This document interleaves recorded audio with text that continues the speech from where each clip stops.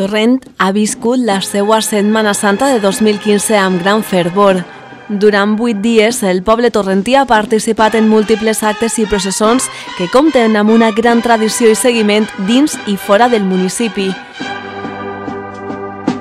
Les 17 germandats van protagonitzar durant cada jornada emotius moments durant la celebració de les processons, algunes de les quals van comptar amb la presència de la reina de l'encontre i àngel de resurrecció Gemma Guillamón, acompanyada en tot moment per les seues cambreres Isabel Molero i Carla Silla. Dimarts Sant va estar marcat per l'indult a un pres per quart any consecutiu de la mà de la Germandat de les 7 Paraules i el Crist del Perdó. Així, cada nit, més de 4.500 confrares van recórrer els carrers de la ciutat al ritme dels tambors o del silenci fins a aplegar el Divendres Sant.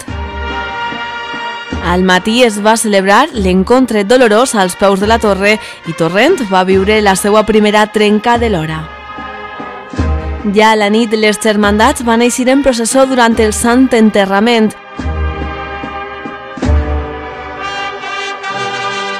Finalment va aplegar el diumenge de resurrecció i amb ell la celebració més esperada de la setmana, l'encontre gloriós.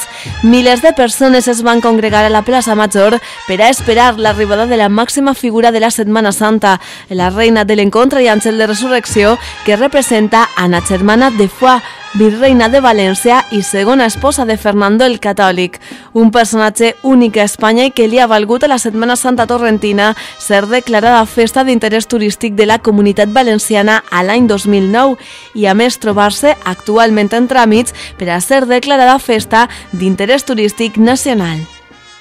Després de l'anunci de la resurrecció de Jesucrist, es va obrir la carxofa des de la qual van caure centenars d'al·leluyes que van omplir de color el cel torrentí. Després d'aquest moment, per fi els confrares van descobrir les seues cares, posant fi a la intensa Setmana Santa de Torrent de l'any 2015.